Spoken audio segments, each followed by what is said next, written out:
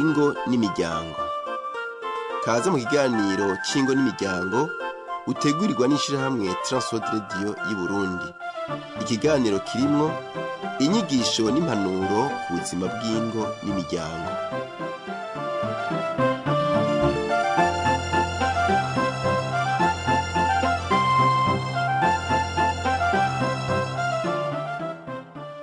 Ndakora mukije inshuti mugenzi mukuzo w'ikiganiro ingo n'imiryango utegurirwa n'ishirahamwe Transworld Radio y'u Burundi. Uri kumwe na Rodas Manirakiza ndiko ndayigushikiriza. Mu biganiro giheruka twari kumwe na Rodas Ninyibuka aho yatubwiye ko mu ndero y'abana umuntu atanga ico afise. Nuno munsi niwe tukiri kumwe atubwira ikindi kikenewe mu ndero y'abana naco kikaba ari kugira abagenzi beza. Mu bintu vy'indero no kubana kondera amahoro hari ikintu kigora cane citwa abagenzi.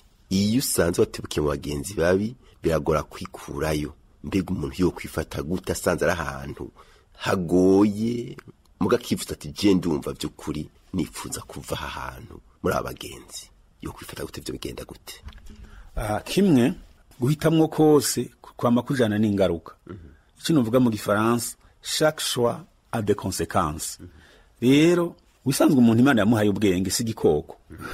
Imana yaduhaye ubwenge ntitumeze nk'inka, ntitumeze nk'ibindi bikoko, yaduhaye ubwenge dushobora kwiyumvira. Kandi harya agatima muntu bita conscience ni sentare ngendano. Harya umuntu arabayo akihumuriza mu gutamba, mu kunywa ibiyayura mutwe ngo yerekane yuko ari umuntu adasanzwe amerewe neza. Mugabo kajya agatima muntu kaba kari muri we hagenda karamucira urubanza. Rimwe rero turakwiye gufata ingingo. Kandi n'umwana yo ariko aranyumviriza yiyumvira ko yagize mu bagenzi babi bitagikunda. Urashobora gufata ingingo uti jewe ndi umwana w'Imana sinaremewe kuba mu bagenzi babi, sinaremewe ibiyayura umutwe, sinaremewe kuba gito, kuba umwana atacamaze nduwa agaciro imbere y'Imana. Rero aho gatima kamaze kwikebura kavyumva Imana ikamufasha ikamumurikira arashobora kuva mu bagenzi babi. Mu kumufasha twogira gute? Kimwe turakwiye kwama tubaza abana wowe ushobora kumbwira abagenzi bawe akakubwira abagenzi biwe tabagenzi bawe ubashima ibihe ukaba ukamubaza abagenzi bawe ubagaye ivyahe nikihe utokwemera ko abagenzi bagushiramwo kigucinjiremwo mukaganira mu nyuma buhoro buhoro ukamwereka wewe nyene akibonera ko umugenzi afise ari umugenzi mubi. Ikindi Bibiliya iravuga neza ko kugendera n'abanyangeso mbi vyonona ingeso nziza. Nico gituma iyo umuntu umwana yamaze gushika ahantu ati ndi mu bagenzi babi kuvyukuri abana bose bariko baratwumviriza nabo nyene bikebuke kuko abagenzi babi batuma ubuzima bwawe buzimangana hataragera. Abagenzi babi batuma utaja mu bigero udashika mu bigero nawe nguze witwa umupapa uze witwa umumama. Abagenzi babi barashobora gusanga umugaye kubera abagenzi babi bakakujana kwiba ugafatirwayo ugasinzikarizwa ubuzima. Abagenzi babi ni ikintu cyo gutinya cyane kuko ngo umuhanuzi mubi asumba umurozi. Umuhanuzi mubi rero aba ari umugenzi mubi. Nico gituma kimwe Imana iguma yinginga abantu bayo ngo bakubita agatima mpembero bagaruke kuri yo. Bave mu kabi, bave mu vyaha, bakora ibigororotse. Igihambaye iyo rero umuntu yahorana n'abagenzi babi mwigishe ingene yo tora abagenzi beza. Kandi abana bacu turakwiye kubigisha ngene batora abagenzi beza bakiri bato. Badatora abagenzi hahantu se na nyina bama barashihana bagwana. Badatora abagenzi kuri babana badakebugwa, babana badashobora guhanurwa. Umwana karaba imico ati nukuri harya ahantu no kwikiza ijya mico sinoshobora gushika mu bigero. Rero no guhanura abana bakamabatora abagenzi beza. Mu kubigisha abagenzi babi iyo bashikana umuntu n'abagenzi beza iyo bashikana umuntu. Ego mbega we wigishije ibintu vy'ingo ko bimaze imisi hariho uturobo tubwira tumwe canke inkuru wumvise z'abantu bicujije ko baba barahisemo bagenzi babi? Ni benshi cyane bicuza ko bahisemwo abagenzi babi. Mugabo bamwe kwicuza ntibabigikunda kuko usanga barataye ubwenge. Nk'umuntu yamaze kumaga ubwenge n'ibiyayura umutwe usanga bwarabaye ubuzima bwiwe bubi bukengeretse. Abenshi warasanga nk'ugwaruka kwahisemwo abagenzi babi ugasanga baciye batwara inda zo kundaro bagata amashuri bakavuga bati iyo menya. Abandi nabo twarasanga abana bafashwe n'ikiza roho nyanganda sida kubera ivy'ubushurashuzi bahera mu itabi bakaja mu nzoga, hama bakita ngo nivyo bita ngo ni copinage, hanyuma bakajana mu miziki mw'ijoro aho baraba baratamba, hama bagasanga bagiye mu bushurashuzi bagatwara inda zo kundaro. Ubwo hariho urorero bwinshi bw'abantu nk'abo. Hama rero kwicuza kenshi kugira ngo wumve ko yicuza, usanga ari umuntu ashoboye kumenya inzira mbi yahisemwo, akagaruka agahindukirira umwami Yesu, agakizwa. Amaze gukizwa nihavuga ati nari narazimiye, ukumva ko ashima Imana ko yamukuye ahantu habi. Mugabo urumva kahise nikaba kakigaruka, imisi yononye aba yarayononye. Rero kenshi nukuri umuntu ahise nk'abagenzi babi ahereza kwicuza, akavuga ngo iyo menya.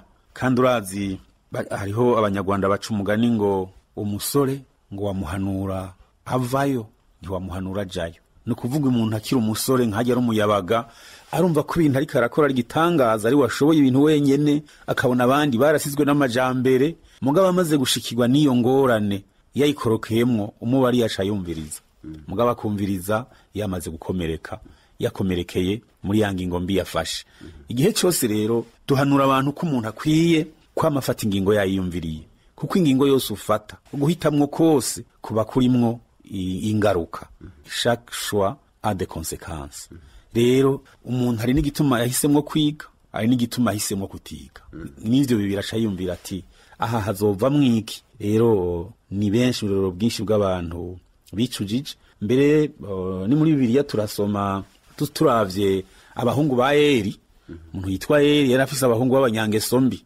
Abanyangeso mbi biba bagateba bakaza gutegera abantu bazanye ibimazi mu ngoro y'Uhoraho, abakiba imituri y'abaherezi, hama bavyivye mu nyuma bahavuye baja mu ngeso zo gufata ku nguvu abagore baba baje ngaho mu ngoro y'Imana. Icaciye gikwirikira habaye iki? Abaciye bapfa. Uwo muryango wa Eli warahonye cyane. Kandi naho uzosoma n'abana bo kwa Samweli nabo nyene mwe Samweli Imana yahamagara, nabo nyene bahavuye baja mu ngeso mbi. Igihe cyose rero abantu tutamiye bagize igihari, nimba bavukana nimba ari bene wabo bakaja mu ngeso mbi ntitwamire, tuba tugomba ko bazohava bapfa n'ingoga bakenyutse, kubera icaha kizana umuvumo, kandi ingero y'icaha nayo n'urupfu. Ariko ingabire y'Imana n'ubugingo budashira bubonerwa muri Yesu Kristo. Bego turumva yuko uruhara rw'abavyeyi mu kurera canke mu guharanira amahoro n'uruhara ntangere rukomeye cyane, kandi bigatuma bikingira uwo muryango nyene, bigakingira n'igihugu. Nciye nibuka inkuru ya Dina, bwenibaza ko iyo inkuru yizi, mbega inyifato yiwe yari imeze gute, yazanye ingaruka izihe? Umukobwa yitwa Dina yari umukobwa Leya na Yakobo bavyaranye, hanyuma ngo agenda aja kuramutsa abakobwa bo muri ico gihugu. Mbega ugomba kubisoma iyo birabahehe? Iyo nkuru yozoyisoma mu gitabo c'Itanguriro igice ca 34. Kimwe ca Dina nawe nyene kuja mu gihugu kitari iciwanyu ukisohokana wenyene, nawe nyene yari yishize yandanje mu mutego. Yishize mu mutego, haciye haba umuntu cazira abantu, uwo muntu amufata ku nguvu, yitwa Shekemu. Amufashe ku nguvu, ingaruka zagiye kuba nuko vyababaje Yakobo, ikababaza abahungu biwe bari baragiye. Hama mu nyuma uwo muntu yaciye asaba ko yorongora Dina. Savye ko yorongora Dina, baravuga bati ntivyoshoboka, utakebwe, utari mu wiwacu, kuko urazi gukebwa ryari isezerano ryari hagati y'Imana na Aburahamu. Hanyuma mu nyuma barakebwa, ariko hagumye akazika ku buryo abahungu ba Yakobo bahavuye bica Shekemu witwa Simiyoni na Lewi, nibo bagandaguye Shekemu. Shekemu bamwishe, nabo nyene baciye bahunga. Hanyuma na Yakobo ahava nawe nyene arahunga, kuko ibara ryari ryaguye rivuye kw'abo bana biwe. Rero byari byo byose murumva ko umwana igihe atora abagenzi canke igihe aja gutembera, mwomubwira ko ubuzima n'urugendo, ntakwiye gusamara. Nk'umwana w'umukobwa ashobora kwigenza ijoro wenyene, ntaba ari kumwe n'abandi bigana. Saa 3 z'ijoro akaba ari mw'ibarabara, saa 2 z'ijoro ari mw'ibarabara wenyene yurira amabisi yururuka, aho aba yishize mu mutego nawe nyene.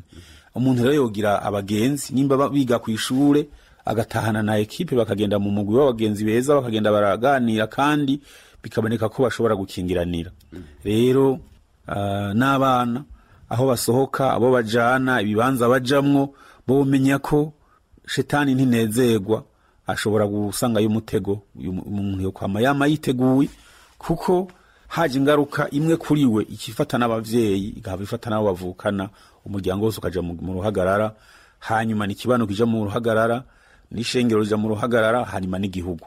Rero abana baregwa kuzoba bakunzi b'amahoro n'abana bakwiye kugira amakenga, badakwiye kuja ahantu hose, gupfa ahantu hose baroye, binjira mu mazu yo gutambiramwo, amazu y'ubunywero, kugenda ijoro ahantu hatabona ata matara ariho, bakagerageza kwigengesera kugira ngo ntibave bashirwa n'izi ngaruka nk'izi zashikiye Dina wenyine zisha zifata uwamukoresheje ivyaha, bigaca bifata n'abasaza biwe, bigafata nase bose bakaba mu ruhagarara, bakabura amahoro.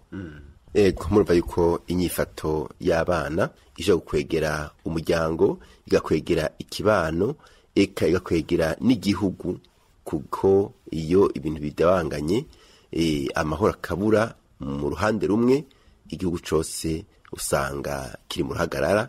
Nuko rero turakengurukiye umutumire wacu Ninyibuka Leonidas kuri akanya keza atugabiye kugira ngo tuvugane kuri uruhara rw'abavyeyi mu ndero y'abana. Twagira kandi dukengurukire nawe warutse yompi, dushimira n'abakunzi bacu bama batubwiye ico bungutse muri bino biganiro. Rero ufite ikibazo cyo wunganira, telefone 71 amajana 24 197 canke 69 amajana 499 amajana 619. Leonidas Manirakiza mwari kumwe, ndagusezeye naho butaha.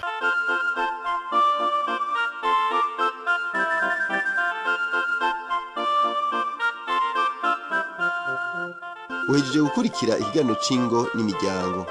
Ukaba ukeneye kutubaza canke kutwunganira, urashobora kutwandikira ugasanduka makete 1140 i Bujumbura, canke ukadutelefona kuri telefone 22 24 56 57 mu mwanya w'amasaha y'akazi. Yesu aguha umugisha.